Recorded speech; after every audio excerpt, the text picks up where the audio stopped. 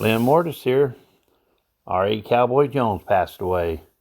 R.A. Cowboy Jones was a jockey. He was real tall for a jockey, 5'9". He loved the horse racing industry. He loved the backside. He talked to everybody all day long about horses. He loved the fans.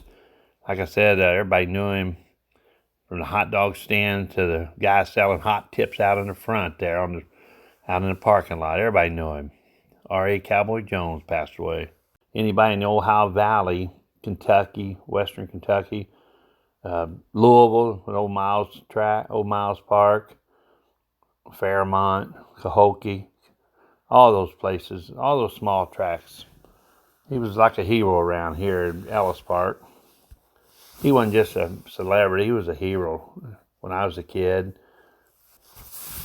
Cowboy Jones, or just Cowboy as the people around those local tracks called him, especially at Ellis, man. He really was a hero there. And after a race, and they weighed in, and he walked by, man, everybody wanted to reach out and just pat him on the back as he walked by. In those days, you could do that. He was born over here in Illinois, small town. I forgot the name of it.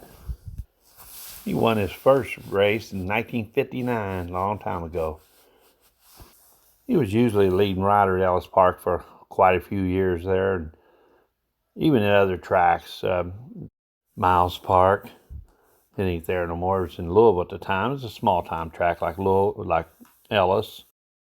So Cowboy won his first race in 59 and his last race in 2019. Most people don't even live that long. I read somewhere where he had broken up to 80 bones in his body, and I remember seeing him broke down, hurt a lot of times. He'd ride, his hands would be all bandaged up and everything, and he still took them to the winner's circle. He wasn't just a big fan of the fans and the backside and the little diners and on these small-time tracks. The jockeys, they all loved him. They all looked up to him. He really was a legend, especially at Ellis Park, some of the other small-time tracks. If my memory's right, he rode almost on every race in a card, if not every race, almost every race, and in his younger days. And there were some good jockeys at Ellis and Fairmont, different places, and he was among the best at one time. And he got a little bit older, he might have slacked off a little bit, but some of the jockeys who I thought were great, be all gathered around him talking, and he was just a character. He was truly a character. He was, like I said, not just a celebrity. He was a hero at Ellis Park. The first time I ever met Cowboy Jones, I was just a kid in the mid-'60s, and my younger brother George, his grandpa, which is me and George have different dads. Oh, Roy Adams. Roy Adams worked the backside at Ellis Park. He pretty well did about everything around there, from helping putting the turf in the mid-'90s to way back then in the '50s.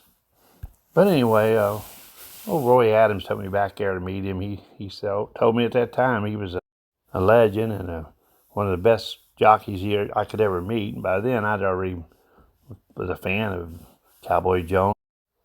Anybody want to know more about it, about Cowboy Jones? There was a book written about him, the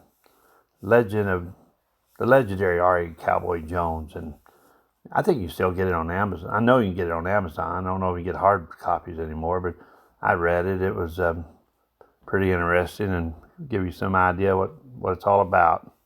Give you some idea what Cowboy Jones had an incredible life.